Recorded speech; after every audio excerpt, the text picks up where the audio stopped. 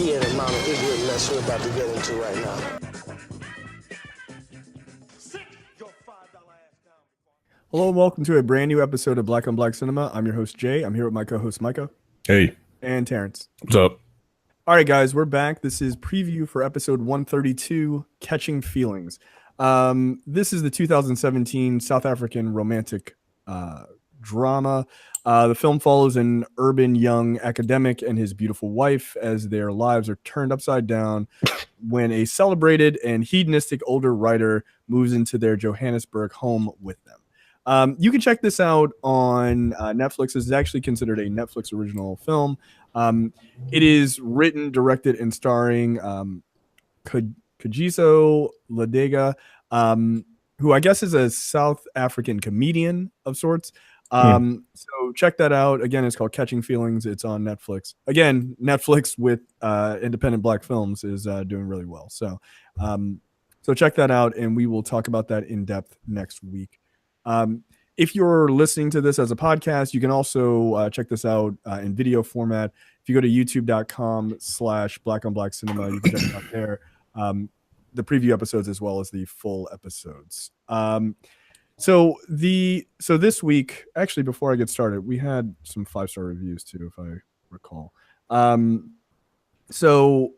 We did have a few. The first one is from DM Gray. The title is "I fucking love this podcast." Quote, I watched so many episodes multiple times because you all are that awesome. My favorite episodes are Black Panther and Get Out. Your podcast always cheers me up and has me laughing. Sometimes my coworkers think I'm giggling about sometimes my coworkers wonder what I'm giggling about when I'm watching episodes at work. Keep up the amazing content. 5 stars. Thank you. Thank you. The next one is from JP Craig 30. The title is "Love the Show." Quote, "Hey fellas, I'm a longtime listener." Yes, I know that. And I have to say I love the podcast. When listening to it, I feel like it's me and my friends and family sitting around talking about politics, music, and culture. You all do a fantastic job in presenting a diverse Black voice to the world, and I have used your podcast in my Black Studies class I teach. That is terrible. I don't know how I feel about that. don't talk I am ecstatic that my opinions, which are right, are being used to form and shape young minds. Oh God, that's a terrible. That is. I don't need that on my conscience. I'm so sorry.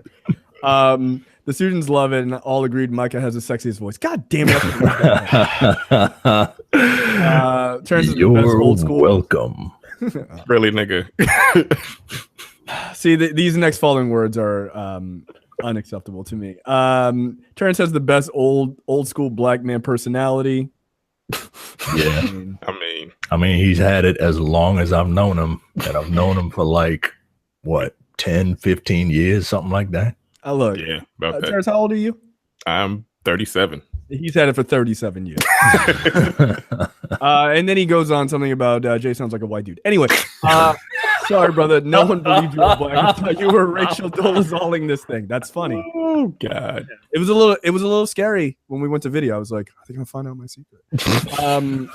Gotta add that I'm actually using your podcast and others in my presentation at the National Council of Black Studies. Talking about how this is.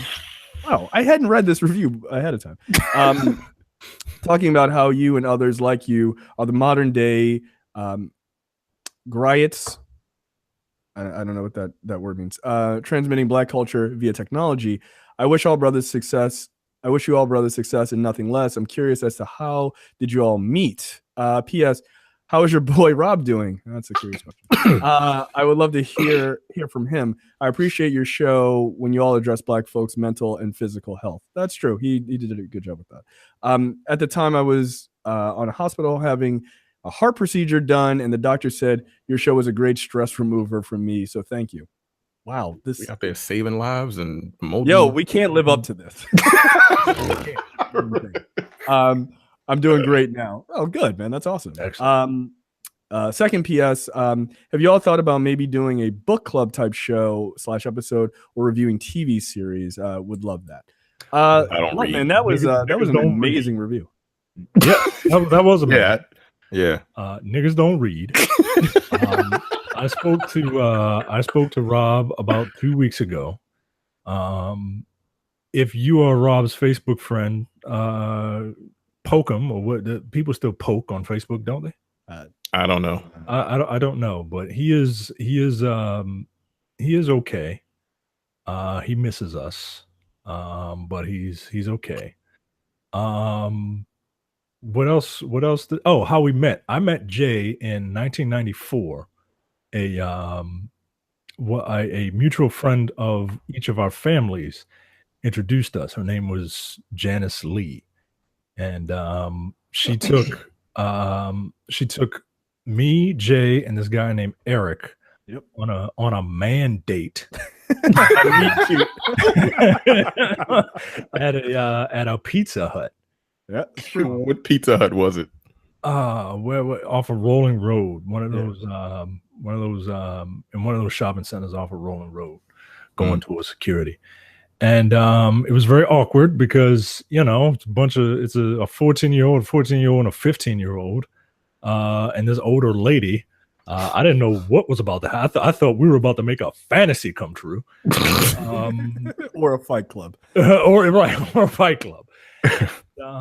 But yeah, we hit it off then. I met Terrence while working at GameStop. I believe it was the Liberty Road GameStop first, right? That's where we all met. On the corner of Liberty and Milford. At the corner of Liberty and I don't want to be there. It was kind of hood. It was kind of hood. A couple times. Yeah, and you're like right across the street from Golden Dragon, where I got my fucking credit card information stolen years later. But that's right across the street from the Golden Dragon, where somebody was fucking stabbed. Yeah. Okay. I took a first date there once. Well, we're not together anymore. Yeah. Is she still alive? I don't know. Real possibility that she's not. Yeah. Kept going to the fucking Golden Dragon, but right. And I always thought Terrence was funny, and Terrence has a really good sense of humor. So, when Jay thought of this idea to do podcasting, I said, "Hey, I know a guy who's really funny." And were you ever on when Matthew was on the Nerdpocalypse? Like, did you ever guest when Matthew? I met him. I think one or two, because I did an episode where you're just talking about games, and those two niggas ain't know shit about video games, right? And that's why I had Terrence on, because I was like talking to a brick wall when I wanted to talk about games. Yeah, and I would always remember, right? Like Jay would. It's not that Jay would code switch, right? Like, because Matthew was very white. But he was very white. Yeah, he was very white. I had to play in between the two of them. Right. Exactly. I was a translator. Exactly. And when Terrence was on, it was like this invisible white burden was just lifted off of him. Like, oh, thank fucking God. I can really talk. I can be myself. I don't have to, step around and shit. Like, if you listen to early episodes of Nerdpocalypse, you think Jay sounded white before. Jesus Christ. You know why? You know why that was? Because I was trying out like, what's my podcast personality? Like, is it going to be the radio voice guy? Right. Yeah, I realized after editing, I was like, nah, fuck that shit. Right. Fuck that shit. Yeah, I don't have a podcast personality. Well, I realized like that's not who I was. Exactly. Like it's not who you were, and that's why Matthew isn't here anymore. One of the reasons Matthew isn't here anymore, just because we can't be ourselves. You know what I mean? Like, you could have. He chose not to. Right, exactly. Very different. Probably would have made for some interesting conversations. I don't think we would have whatever fandom we have now if the show stayed the way it did. I don't think black on black cinema would exist.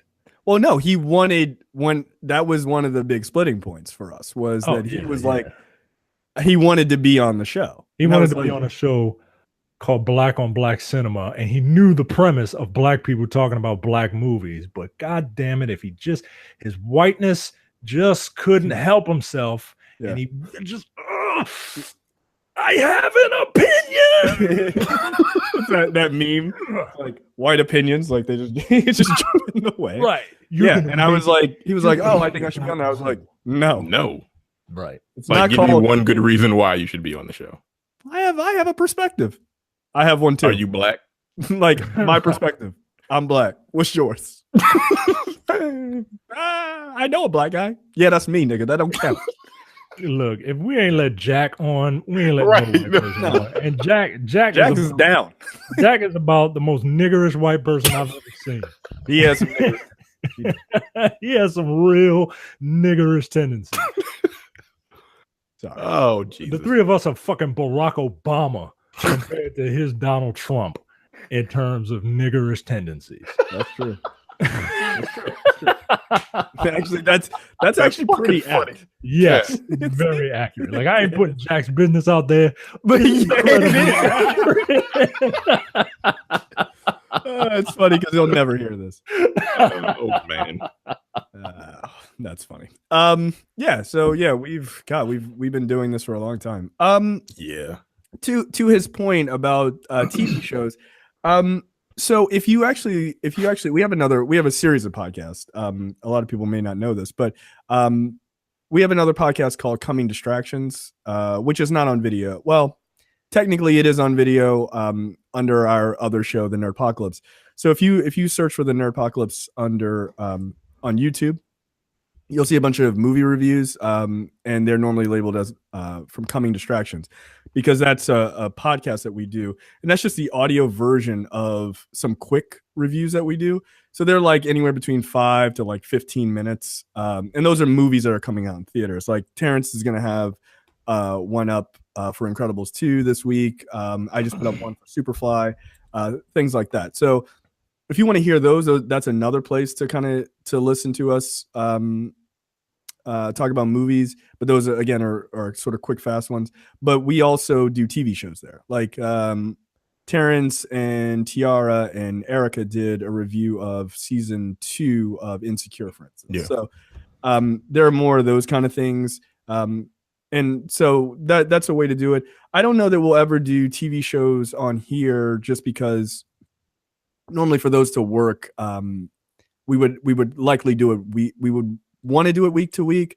But what we may do is just link you guys to when we do the like at the end of the season kind of ones, like for Atlanta or for, whatever the other black shows are that people are talking about. So I'm sure Terrence will probably do season 3 for Insecure when that gets done as well. So yep, no problem. And I heard that season's going to be about black masculinity, which is toxic. Going to be black toxic, I guess. Well, whatever, toxic masculinity. That's going to be fun. Like, people are going to be, Twitter might blow up. Yeah, dude, people are going to be for real in their fucking feelings on that season. Yeah. God damn. And I'm just going to laugh. Oh, it's going to be hilarious. I'm sure of. We do have some more 5-star reviews, but just in the interest of time, I'm not going to read them this week. I will read them in the next preview episode, just because they're kind of long too. But I did get your 5-star review, so don't worry, I haven't forgotten about you. All right, let's get into what the random topic of the week was. So we had mentioned a little bit. We touched on it a little bit in the Crown Heights episode last week. So I wanted to expand the conversation a little bit. The idea of how do you stay grounded in the black community while simultaneously doing well, and sort of avoiding this, I guess, this notion of extricating yourself from the black community, whether on purpose or not on purpose, and just how do you stay grounded in that. So like I brought up the fact that my wife and I are we're shopping for a new house, and trying to find a neighborhood that has black people in it, but also is where we financially are. Like it's kind of just because historically that's just a issue of redlining and, lower wages for black people and things like that in neighborhoods that we're looking, that we were looking in, there aren't a lot of black folks. And so just trying to figure that out, because like one of our, both of our thing is like, we don't want to live in a neighborhood that's super fucking white. Like we just don't. Like downtown Baltimore, like, oh, it's a cool place to live. It's too fucking white. It's just too fucking white. So yeah, I just want to talk about that. Like, Micah, you live in an area that's largely kind of white and Hispanic, right? No, it is largely Hispanic. it just is. In my complex, we just had some white people move in, but no, like diversity. They just moved in. It's black and Hispanic over here, and I live not too far from I live in between Wheaton and Olney.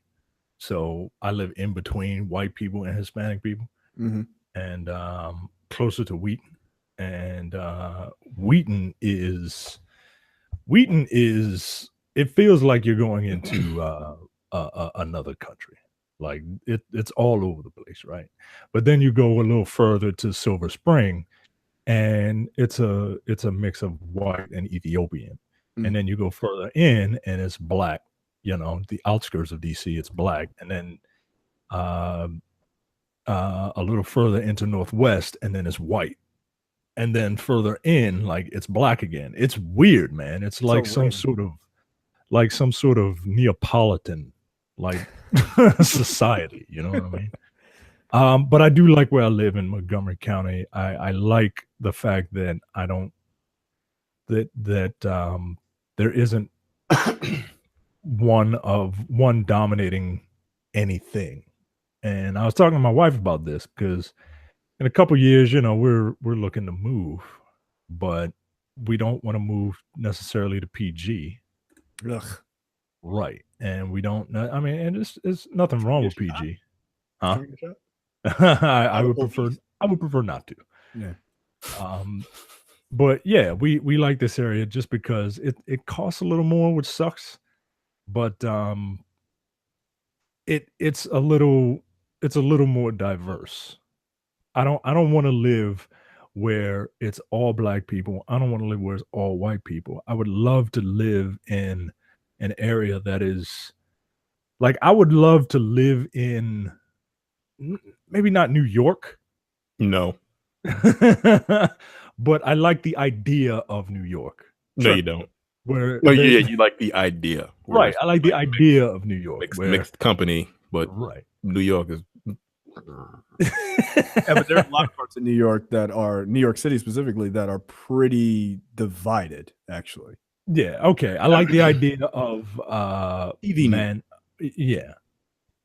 So I don't know. But yeah, I want to live in a diverse neighborhood. I don't want to necessarily live where it's all one thing, even if it is all black people, because then I feel like I'm, is this where they herded us? Is this where they herded the black people to stay away from, the white from the areas that they've gentrified DC? Yeah, that's a good point. Yeah. I don't talk to anybody. So it wouldn't matter where the hell I moved, but I wouldn't want to be around a lot of white folks, because no, like I wouldn't talk to my neighbors. I'm not a sociable person. Just never. Yeah, I'll be like, hey, what's up? As I'm like taking out my garbage. I mean, that's what you're a terrorist. Like this guy never sees anyone.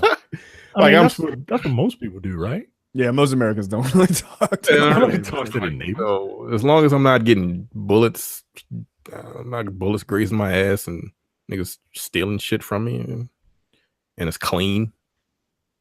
Like, and I'm broke any goddamn way, so where the fuck I'm going? Where the fuck I'm gonna move? I'm very limited to where I would be. But I don't like it honestly doesn't as long as I'm not around a bunch of white folks, I really don't care. I'm serious. Like I can't do it. Look, I get it. I cannot do it. So you wouldn't live where I used to live in Mount Washington? I don't remember that place. Oh, you remember that place? Oh, we used to do dance picks. Yeah. that was considered Mount Washington.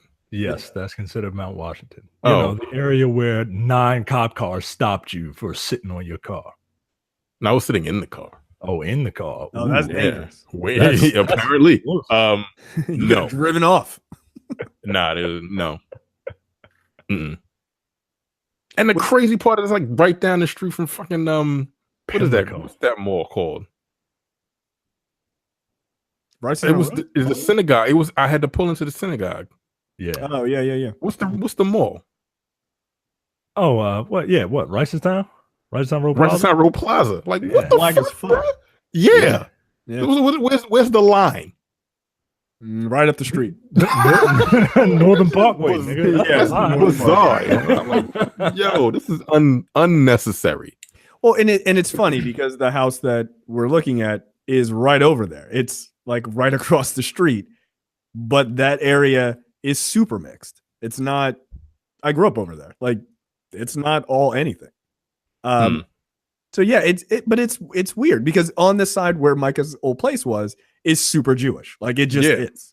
But you cross over and it's like, oh, okay. It's I mean, I don't know what the percentages is, but me growing up there, it wasn't no like 70-30 white people. Like, it just wasn't. And even in that neighborhood, exactly where this house that I'm looking at, there's like 4 black families like right where I was. And the person who lived there before me or before that's selling the house is also black. So yeah, I don't know. But I mean, that is a really conscious thought. But like, even outside of moving or just living somewhere, I do think there is a conversation to be had about this idea of wanting to be around your people. Like, okay, to put it, because I don't want to be insensitive, right? But like Ta-Nehisi Coates had this whole point that I thought was like really salient, which was when white people get money, they go and they live wherever the fuck they want to live. Like, oh, we go live in a nicer neighborhood, whatever. But on average, black people who do just as well still live in areas that are far below the poverty line, right? Because they feel they want to be around their community. Like, and it is a real struggle, right? Because where I live, I'm, and this is not to brag or anything like that, but I'm sure that I make significantly more than the average person who lives in my neighborhood. That being said, I'd rather live here than downtown where people probably make the same, but it is as white as a fucking bucket of mayonnaise. So like, I feel much more comfortable here than I would ever feel downtown. So when you say they earn more when they get money, they can move wherever they want. That's because their neighborhoods are everywhere.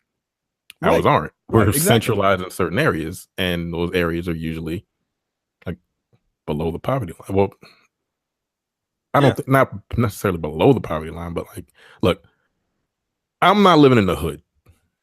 I'm just not gonna do that. Like, I don't do that. I don't do that. But the thing is, I don't. But like, I don't have an issue kind of like navigating through the hood. Right. I don't. Because you live in the, just for people's reference, you live in the county, but you live in a pretty black area of the county. Yeah. You live near my parents. I live 10 minutes down the street is where I used to work. And there's lines. Like, you cross these lines and it becomes kind of hood. But like, again, it's that in between. Like, I don't want to necessarily live in the hood because, again, I don't want bullets grazing my ass every day. But at the same time, I don't want to live in like 1950s Leave It to Beaver Town. You know what I'm saying? Yes, I agree. Like, I'd rather, but I don't want to live in the city. Like, there are some areas in the city that are really nice and that are actually mixed. But like, I don't like loud noises. So that. What did that really say? The old black man personality? Yeah, that's about right. Yeah. So I don't fuck with loud noises. That shit bothers me. So like, finding like a little alcove like you about to find, right, like right where in that area, but it's not super loud. It's kind of quiet and mixed. Like, I feel like that's a happy medium. I would rather be around like more black folks that are doing like well, but which is what I want. It's not easy. It's like that's the right. But that's the whole thing, right? Is this idea of why the fuck I mean, we know why it's hard to find that, but it's a weird commentary, right? Like it's something I don't think. I mean, white people never have to think about. Think about that shit. Oh, I'm gonna move here. Bam, I'm good. Bam, and you're done, right? This is like I don't want to live in the bad part of town. Like that's literally that conversation, and make sure it's in an area where my kid can go to a good school. Like that's legitimately it. Now, Black people can do that. Like they're not incapable of doing it. You go move to the whitest part of town you want, but is there something that is comfortable about just seeing people who are like you? Yeah, I would argue yes. there absolutely is. But like you go to like neighborhoods like that, or you're like passing through neighborhoods like that, and then you'll see like the one lone Black family, and I kind of think like, does this bother you?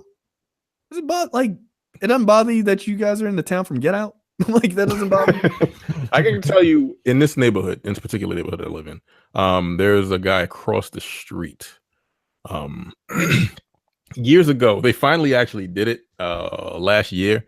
But there's a bus line that ran about 1.5 miles away from here. I used to take that bus, and it was a 1.5 mile walk to the bus turnaround. They had a buddy, I used to catch that bus too. Yeah, I never understood why it came that far fucking away. Yeah, exactly. They had like a homeowners meeting on like the community meeting, and they were like they wanted the bus to come closer. And this guy was like, absolutely not. We don't want these niggas coming in like kind of because they're gonna rob us. I'm like, how, nigga? They're gonna rob us and then get on the bus and go home? No, that happened. But what are they gonna take out of the house? They gonna steal your TV and then walk. Wait for the bus. That happened that actually happened at GameStop. Some nigga robbed the GameStop and then got on the bus like nothing happened, which is pretty goddamn funny. Yeah, that's where we used to work. Where niggas would rob the place and hop on the bus like it was all hunky dory. But like that was his main concern. Like niggas from the hood coming through, like casing the place, and technically someone stole something out of my car. Yeah, but they were from that neighborhood though. Yeah, they were. They actually were. Yeah, they're right down the street from me. I still don't know who the fuck did it. But his whole thing was, I don't want the bus coming because it's gonna be loud. Like I don't even hear that shit because it comes all the way to the corner of Marysville now. Yeah, and it comes back around and comes back around Deer Park and goes back up Liberty Road. But like we call him Uncle Ruckus.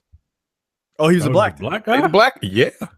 Because he moved here when it was still predominantly white, and apparently as the Jewish folks started moving out, the black folks started moving in, and he had some issues with it. He still lives here, but like I don't think he's like super black, like skin tone, not like he acts super black. He's Uncle Ruckus. Wow. So he was probably really happy with just living around a bunch of white folks, but as the neighborhood got a little blacker, he probably wasn't too happy about it. But now he's got to deal with it, And there's a white family on the corner. There's like one white family in this neighborhood, which is fucking hilarious. They got a Mustang. Of course. You can hear the kids playing like the flute or whatever. The flute in their rooms. Sometimes white people play. Right? No, nigga, I used to be in a band. I know what the fuck a flute sounds like. God damn it! I don't know. What do white people play? The flute, the oboe. I don't know. There's one of the girls who plays the flute. Fuck clarinet. White ass instrument. You get it out the window. But yeah. So that's funny. Yeah, but I mean, like, it is a real. I mean, that guy is on the other extreme. But I do think there is, like, there's also this notion of like, quote unquote, like selling out or whatever, by like doing better and better. You don't remember where you came from. Like I do, and I don't want to fucking go back. It's basically right. It's basically the argument that they have. Yeah, you forgot where you came from, my nigga. Like, no, I didn't. That's exactly why I don't want to live there anymore, because it wasn't fun. Yeah, exactly. Like, plus, in order for black people to be in an affluent area, somebody's got to move there, right? Right. Mm-hmm. I mean, that goes to. I mean, I think that goes to a larger point, which is, do you fix the system by sort of avoiding it, or do you fix the system from the inside? Right? Do you say, okay, well, somebody's got to move into this area, somebody's got to try to make these changes. Let's do that. I will be the Christopher Columbus, which is a terrible example, but I will be the Christopher Columbus of this, and me and my family, we will move there. We will infiltrate this white neighborhood and hopefully get other minorities to come in and mix shit up, right? I mean, that's a valid argument. But a lot of people don't want to be the first or the second. They want to be the 10th where it's 50-50, right? But I like, for me, I don't want to be the first. Like, one of the things, like, when we were looking at one neighborhood, I was like, oh, this neighborhood's really nice, like looking online. And then we got there, I was like, yo, too many like pickup trucks in this area. Like, any American flags hanging off of the yeah. like, yeah, nope, they were like AJ squared away. I was like, nah. No. Look, if I'm gonna live around a bunch of white people, I'm gonna need them to hate the current president. Like, I'm gonna need that. I don't need to have a conversation with Jim Bob drinking a Coors Light, telling me how the country's better now. Like, nah, I don't need that. I don't need like, you see more than 2 or 3 American flags hanging off of a house, maybe you don't want to live there. Look, one is already suspect to me. Brad's neighborhood got a couple. What did you just say? Right. I wouldn't live there. Brad can live there because Brad is white. That's fine. Yeah. Brad has a flag out. It's an Orioles flag. Right, that's fine. It's fine. I kind of feel fear for my life when I go around Brad's neighborhood. Yeah, it's like the hood. It's super white. You ain't supposed to be like the hood, and it's a bunch of white folks. Yeah, it's the white hood. Like, I don't like that shit at all. Yeah, I don't need any of that. It's like an oxymoron. I don't like any of this. Don't trust it. I don't trust it. Got like kids sitting out on the stoop looking at me. I'm like, yeah, what the fuck is going on? These niggas about to pull out some burners on my home? Like, right. Like, come on, yeah. Like, you're looking at the world. You're looking at the world through the negative zone. You know what I mean? Like, all the colors are flipped. Right. When you go to Brad's neighborhood, it's white man's burden. Right. White man's burden universe. That's why kids are like, you know what you did to my people? Like, wait, what? Black kids running around playing with black action figures and shit. Fine. He's my favorite. I hate the white ones. Me too. I get it. Yeah, but I do think, like, that desire, Micah, your earlier point, I think, is really good. Like, that desire to want to live in an area that's mixed and things like, you know, like where you raise kids and they get to see different cultures and see different people and things like that, I think is important. Yeah, like, I don't have kids, but the very idea of just living someplace that no one looks like me is just bizarre to me. Like, it's just super bizarre. Unless, like, I guess, like, unless I lived in like a foreign country, like if suddenly my wife and I moved to India, well, I don't expect to find the black neighborhood there. I just find the blackest Indians I can find. You're really dark. Well, come on. You'll do. You'll be fine. But in the United States, like, I can't imagine like taking a job and living in Montana. No. No. I would have to find whatever Hispanics are there. I'd be like, yo, you are brown enough. Take me to a restaurant that has spices, please. Like, but I just couldn't. I can't imagine just living in a place that just is super white. And look, that's not really anything against white people, but y'all don't want to live in a place that's all black. So I'm not sure how it's offensive. It's just the fact, except for Terrence's neighbors who play the flute. Yeah, it's so weird because they're like really white. You're like, what the fuck are y'all doing around here? Right. You're like, what are you doing around these parts? They were like, mortgages are cheap. Yeah, right. You black folks are really bringing the property value down. It's great for us buyers. Yeah, I mean, I don't know, man, but I thought it was it's sort of a curious thing that I've run into, and I was just curious what you guys thought as well. You wouldn't take a job in an area that's and look, I'm not throwing stones. I was offered a job at a paper factory, believe it or not. I remember that. In Orange, Texas. Yeah. Yeah. I remember your response too. Texas. No. Yeah, right. Orange, Texas. What the fuck? But you wouldn't take what if it was your dream job? You wouldn't go to Idaho? You wouldn't go to Boise? No. Well, Boise here is actually pretty good. Boise is like, it's got to be a major city. I'm not gonna. Oh, yeah, I ain't going to Orange, Texas. Right. No. Like, would I move to like Dallas? Yeah. No. I mean, would you No, I would you be the only other black guy in Nebraska? You and Carl. Y'all would be the ones. No, like you know what? To answer that, to truly be able to answer that, I would need to know if Carl had a spare bedroom because like Carl it would be you, Carl, and Carl's kids, and that's about it. And is there a football team in that area? Probably not. The college team? Yeah. Like University of Nebraska, I guarantee there's them brothers on that team. I have to hang out with them. But no, I don't think I could live. No. I mean, look, you guys both know my wife. You think my wife is moving in Nebraska? Oh, she don't want to move where you moving now. And it's a nice place. Like, not like New York enough. She is a city girl through and through. So yeah, no, Nebraska that's a wrap. She'd be like, hell no. Like, what's the yard scene in Nebraska? I don't know. Finger Exactly. painting. You can make corn sculptures. I look what I made. This is boring. All of this is boring. So yeah, no, I wouldn't take that job. Terrence, this is a wildly rhetorical question. You moving to Nebraska? I don't know what Nebraska is. Okay, good night, everybody. Yeah, come on. This is what, the Midwest? Terrence ain't moving to Canton. Yeah, no, you know. I've been to Canton. Here's the thing. I wouldn't either. Yeah, I don't blame you. No. Hey, you know what? The funny thing is, so for those folks who are not in the Baltimore area, don't know what Canton is. Canton is like this really gentrified, kind of like very white part of town, but it's like very college age kids. I wouldn't live there because it's too much noise. Like that's why I put my old black man Terrence hat on. Like, nah, y'all partying too loud and it's too late. It's 10 o'clock at night. Go to sleep. Go sit down some goddamn where. There's some American flag hanging over some of them houses in Canton. I've seen them. Oh, they're nice. They're real nice. I'm sure they are. Oh, we looked at the prices and we looked other places.